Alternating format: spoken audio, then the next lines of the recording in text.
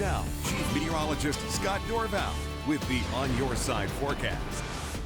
Let's take a look at the next 10 days ahead to find out when our next storm is coming in right across southwest Idaho. Interesting change to the weather pattern after that cold weather and that snow coming in over the weekend, and the snow we had last week at the Western Valley down there to the Snake River has had snow for many different days, but there's a lot of melting that's going to be occurring here as we have warmer temperatures. Now, if you live in Ontario, your chart's not going to look like this. If you live in Ada County, it's going to look more like this with this temperatures warming like this, but we may stay cooler in the Western Valley. We'll have to see how it shapes up again. Usually cool air pools in the valley. Fog is already pooling through much of the valley right now. Visibilities are going to get reduced overnight tonight. But look at these high temperatures. 40 tomorrow. That's 4 degrees warmer than today. 42 Wednesday. 47 on Friday. Saturday, looks like we get some rain showers. If you're heading out to the football game, there may be some rain. I don't expect that we would have snow. It's just too mild. In fact, low temperatures aren't going below freezing in Boise by the weekend. At least that's the way it looks like right now. We have to see how the weather pattern settles on in. But all of this is above average, and even into next week as some storminess starts to move on in at lower snow levels a little bit, and we'll start to see the skiers get another surge of precipitation a little bit over the weekend and maybe a big surge by the following Thursday. So temperatures right now are down to 32 in McCall. So Highway 55, Highway 95, they're likely mostly dry, but remember, you get melting during the day and that snow on the sides of the road starts to go onto the road a little bit. They've treated the roads nicely, and so you're pretty much going to have good conditions, but you have to watch out for the slick spots, especially turning off any major roads. And the interstate, our current temperatures, we're still above freezing, but we're going to go near freezing with the chance for frost tomorrow morning. I should say with the chance for icy spots tomorrow morning because of the temperatures near freezing. A lot of moisture around, so you have to watch out for the potential for slick spots developing. Right now, our visibility map had to dust this one off. We finally have moisture in the valley, so it's lowering the visibility. When the visibility drops to below 7 miles, the weather station will report, okay, why is it below 7 miles?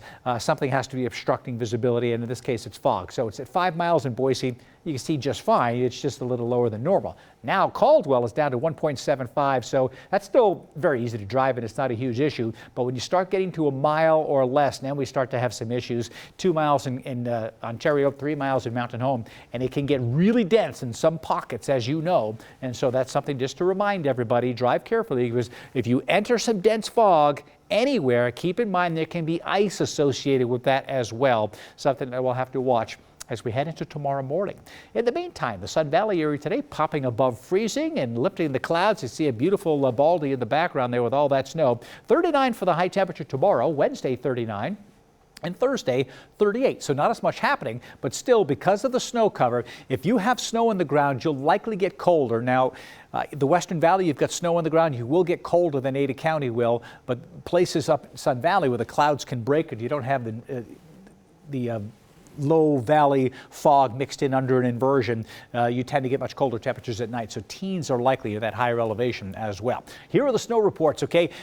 Little radar showing some light rain, mixed rain snow showers now in northern Ada County. We'll still have a few more of those drifting on through. Some of the snow reports here. Here's one in Boise. We'll take a look at this one first. That was 1.2 inches of snow at a particular site there. Down just south of Kuna here, we had snow as well. 3.2 inches in the Kuna area. There's Emmett. This report here is north of Emmett, so it's a little bit more at 4 inches of snow. And you get to the Western Valley, here's where some of the higher amounts were. Well, that's hail size right there. Let's first of all look at just west of Caldwell here. There's 4 inches of snow. Canyon County, 4-inch numbers are pretty common, 3 and 4 inches. But when you get out here towards Vail, we're talking some significant snow. This is the highest one, 8.5 inches. The Weiser area, which got hit good with snow the other day, last night 7 inches of snow. So the Weiser area gets a lot more snow as well up to the north there. Down near Homedale, we had reports of snow as well. That's about 1.5 inches of snow. So it was pretty variable all the way across the region here. Here's the Meridian area, and generally had about 1.5 to 2 inches of snow. This is Eagle,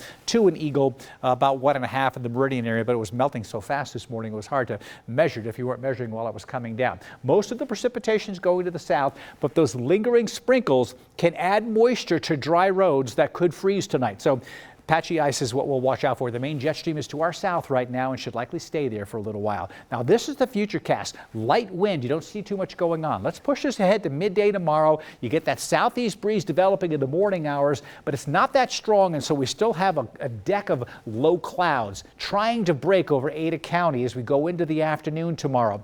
not too much success with it. We'll likely stay socked in with some clouds, and fog could last a while. Here's Wednesday now, and look at this wind start to pick up here, and it could scour out the fog and the low clouds out of the Ada County area during the day on Wednesday, while it may hover from west of Canyon County. Tough to tell exactly where that line will set up, but it might be right here around Caldwell, or maybe points just to the west.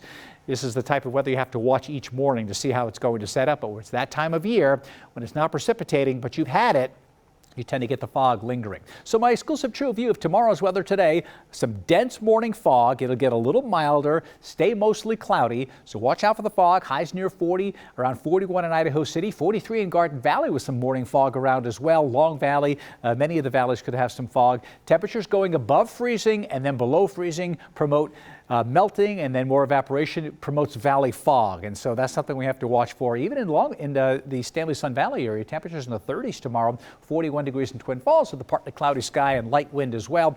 My extended forecast, boy, we could warm things up as the jet stream brings a surge of milder weather with moisture in it. And that will bring a chance for rain showers by Saturday. Look at the low temperature Saturday, 36 for a low temperature. That was the high today, and 46 on Saturday.